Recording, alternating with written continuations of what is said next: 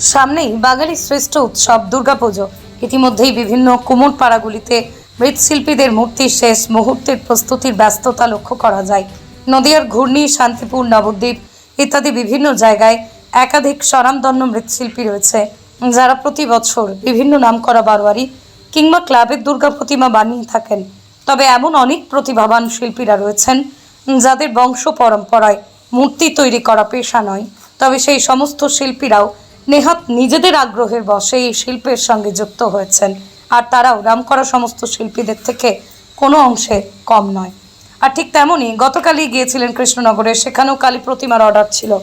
বাঙালির 12 মাসে 13 পার্বণ, প্রত্যেকটি পুজোতেই অরূপবাবু 2-1টি করে মূর্তি বানানোর বরাত নেন। অরূপবাবু জানান, বড় ঠাকুরের খরচটা একটু বেশি হয়, কাঠামো থেকে শুরু করে বিভিন্ন জিনিসপত্রের কারণে খরচের পরিমাণ বেশি হয়ে যায়। বর্তমানে নেট দুনিয়ায়, সোশ্যাল মিডিয়ায় নির্ভর করে অনেকে আয়ের বিকল্প খুঁজছেন। অরূপবাবু তার ব্যতিক্রম নন। আপাতত সেলাই মেশিনের দোকানে কিছুটা বুঝিয়ে রেখেই সোশ্যাল মিডিয়া নির্ভর করে নিজের ছোটবেলার শখ পূরণ করে রোজগারের নতুন পথ বের করেছেন অরূপ বঙ্গ। পৃথিবীর 3 ভাগ জল 1 ভাগ স্থল, তাই পানীয় জলের অভাব নেই। কিন্তু বিশুদ্ধ পানীয় জল একটাই, বৃষ্টি অ্যাকোয়া। প্রতি ফোঁটায় আনে তৃপ্তি, মেটায় তেষ্টা।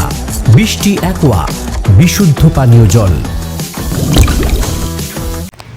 দাদা, পেশাগতভাবে আপনাদের তো জন্ম মানে বংশ পরম্পরায় ঠাকুর বানানো নয়? না, আমি বংশ পরম্পরায় ঠাকুর বানাই। কি নাম আপনার? আমার নাম হচ্ছে অরূপ বঙ্গ। আচ্ছা, তাহলে আমার বাড়ি হচ্ছে শান্তিপুর লেলিন সরণি, কুটির পাড়া। কি কাজ করতেন, মানে করেন কি কাজ? কাজ বলতে আমি এখন একটা এই মুহূর্তে এখন আমার একটা মেটারিয়ালসের, সেলাইয়ের মেটারিয়ালসের একটা ছোটোখাটো দোকান আছে। আর এমনি এইটা আমি এই শখে আগে একদম ছোটোবেলার থেকে আমার হাতে খড়ি হচ্ছে, আমার বাড়ির গোপাল পুজো হয় দোলের সময়, সেইখান থেকে আমি ছোট্ট থেকে একদম গোপাল ঠাকুর বানাই। তারপর আস্তে আস্তে এটা সোশ্যাল মিডিয়ার মাধ্যমে আমি কিছু অনলাইনে কিছু ছবি ছাড়া হয় ফেসবুকে। হ্যাঁ, ফেসবুকে আপনার স্টোরি, রিলস, এগুলো যেগুলো এখন সোশ্যাল মিডিয়া, সেগুলোতে ছাড়া হয়। সেই থেকে কিছু কিছু মানুষের সঙ্গে পরিচয় হয় এবং কিছু কিছু টুকটাক অর্ডার পাই। ছোটো ঠাকুর, বড় ঠাকুর, ঠিক আছে। বড় ঠাকুর খুব এখন বড় আমি করি না। আমার হায়েস্ট সব থেকে বড় 8 ফুট ঠাকুর করা আছে। কি ঠাকুর সেটা? সেটা হচ্ছে কি যে নটরাজ, সেটা শান্তিপুরেই আমি করেছি, যেটা বাইরে যাইনি। আমার সব থেকে দূরে ঠাকুর গেছে কুচবিহারে সরস্বতী ঠাকুর। আর এমনি টুকটাক আমার এই এখানে ওখানে, আজকে যে কালকেই যেমন একটা ঠাকুর গেছে, যেটা আমার কালী ঠাকুর, মানে ওটা হচ্ছে চন্দননগরে। সেটা আপনাকে দিয়ে আসতে হয়েছে? হ্যাঁ, কিছু কিছু ক্ষেত্রে আমাকে দিয়ে আসতে হয়, আবার কিছু কিছু ক্ষেত্রে পাঠিয়ে এসে নিয়েও যায়। তো দেখা গেল এরকম খোলা নিয়ে যাচ্ছিলেন কি কারণে? মানে সেটা প্যাকিং করা করতে গেলে দেখুন, পেটিতে যদি প্যাকিং করা হয় তাহলে আপনার ওই সাজ ফাজ অনেক সময় নষ্ট হয়ে যায়, মানে খুলে যায়, এগুলোর প্রবলেম হয়। আর প্লাই দিয়ে বক্স দিয়ে প্যাকিং করলে একটু ভালো হয়।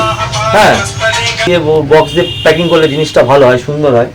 আর এমনি পেটি প্যাকিং করলে জিনিসটা সাজ ফাজ নষ্ট হয়ে যায়। মানে ছোট ঠাকুর হলে এমনি হাতে ক্যারি করে নিয়ে চলে যাওয়া যায়, জাস্ট একটা প্লাস্টিক দিয়ে নিয়ে চলে যায়। তাহলে কি এখন মানে প্রতি বছরে কি পরিমাণ ঠাকুর বিক্রি হয়? ছোট ঠাকুর বলতে সব সিজনে একটা করে, আমি একটা দুটো করে ঠাকুরের অর্ডার আসছে আমার। সরস্বতী, কালী, দুর্গা, হ্যাঁ।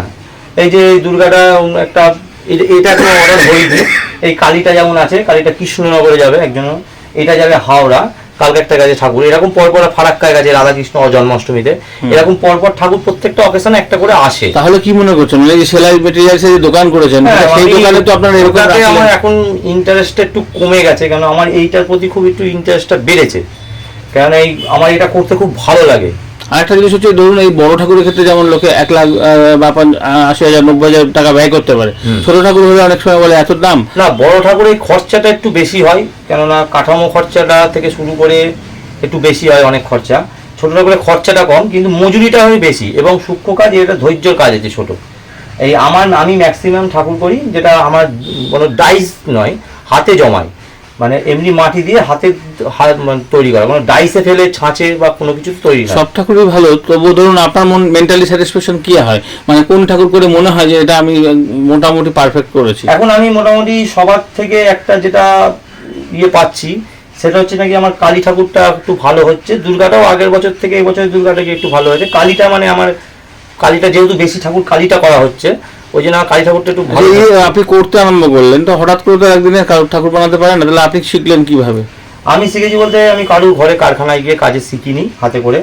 আমি যা দেখেছি পালবাড়িতে একটু বসে, আমার কয়েকজন পালবাড়িতে চেনা জানা আছে, তাদের ঘরে গিয়ে বসি কারখানায়, একটু দেখি হাতে, মানে যেমন ওনারা কাজ করে সেই আমি ওটা লক্ষ্য করি, মানে ফলো করি তাদেরকে। এবং কিছু কিছু শিল্পী যারা আছে তাদেরকে আমি ফলো করি, যাতে তাদের কাজগুলোকে আমি নজর রাখি।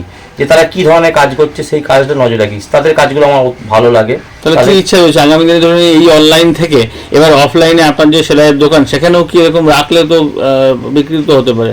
না, সেলাইয়ের দোকানে ওই জায়গাতে আপনার ঠাকুর রাখা যাবে না, কেননা ওখানে মেটেরিয়াল জিনিসগুলো আলাদা হয় তো, ওখানে ঠাকুরের কাজটা ওখানে হবে না। এই লাইনটা হচ্ছে আলাদা, ওই লাইনটা আলাদা পুরোটাই। ওখানে আমার সেলাই মেটেরিয়ালসে একটা দিয়ে সুবিধা হয়, যেটা আমি এই পুঁতি টুতি যেগুলো অন্য কিছু মানে কাপড় টাপড় যেগুলো বিক্রি করি সেলাইয়ের কিছু কিছু জিনিস, সেগুলো আমার এই ঠাকুরের কাছেও লেগে যায়। আচ্ছা, ঠিক আছে, এই জন্য জিনিসটা কানেকশনটা আছে, কিন্তু আমার ওইখানে যেহেতু দোকানটা একটু ভেতরে, তো মানুষের প্রচার করতে গেলে মানুষ ফন্ডে নেই, দোকানটা একটু ভেতর সাইড আছে বলে মানুষের চোখে পড়ে না। আর এমনি আপনার এমনি ঠাকুরের অনলাইনে সোশ্যাল মিডিয়ায় যারা অনলাইনে আপনাদেরকে অর্ডারও দেয় নতুন করে যে ছবি দিয়ে একটা এইরকম ঠাকুর হবে, হ্যাঁ হ্যাঁ এরকমও হয়। একজনা যেমন দিয়েছে আপনাকে দেখাই, আমি পরে দিয়ে নিচ্ছি। তো এরকম অর্ডারও পাওয়া যায়? হ্যাঁ, এরকম অর্ডার পাওয়া যায়, তারা দূর থেকে দেয়। আর বেশিরভাগ ক্ষেত্রে আপনি নিজে বানান, সেটাকে যদি পছন্দ করে তাকে সেটা বিক্রি করেন। অর্ডার তো মানে এখন অর্ডার মোটামুটি ভালোই অর্ডার টুকটাক হয়, ম্যাক্সিমাম অর্ডার ঠাকুরই করি।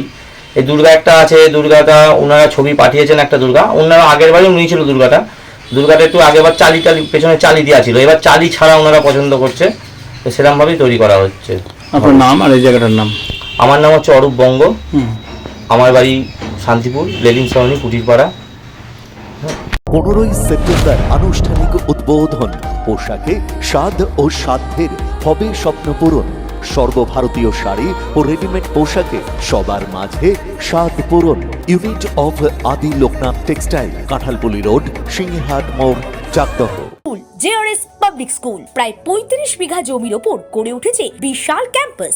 নার্সারি থেকে শুরু করে উচ্চ মাধ্যমিক, ITI college, law college, BEd college, ভর্তি চলছে। জেআরএস পাবলিক ব্যালকনি বা সিঁড়ির রেলিং, মডিউলার কিচেন বা ড্রয়িং রুম, এক কথায় আপনার স্বপ্নের বাড়িকে করে তুলুন আরো সুন্দর। Chakdah ply centre, gorgeous look বা কোয়ালিটি সবে 3 number 1 Chakdah ply centre. Chakdah ply centre, KBM, Chakdah, Nadia. কোথায় ইনভেস্ট করবেন, কেন করবেন বুঝতে পারছেন না তো? সঠিক গাইডলাইন পেতে আজই আসুন নদিয়ার চাকদাতে নিবেদিতা প্রাইভেট লিমিটেডে। Nivedita private limited, marketing and distribution service. Chakdah aluminium centre, ply, কাঁচ, laminates, kitchen fittings, door lock, window ও অ্যালুমিনিয়ামের খুচরো ও পাইকারি বিক্রেতা। চাকদা অ্যালুমিনিয়াম সেন্টার, পূর্বলালপুর 50 নম্বর রেলগেটের পাশে, চাকদা, নদিয়া। হোমওয়ার্কটা করেছো? হ্যাঁ স্যার। এ বাবা, ভুল করেছো কেন? চোখে কেমন ঝাপসা দেখছি, লিখতে আর পড়তে খুব সমস্যা হচ্ছে।